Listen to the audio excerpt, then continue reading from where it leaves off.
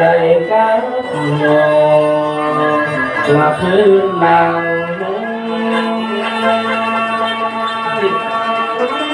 น้องให้หลอนว่าน้ำตกตาดมัน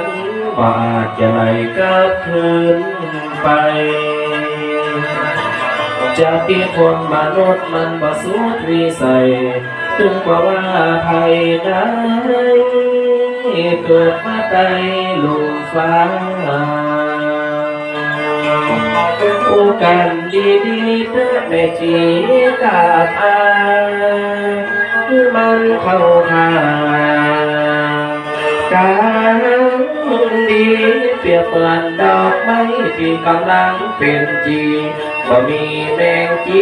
แมงกีหม้อสั่งว่าอนิจจังทุกขังอนัตตา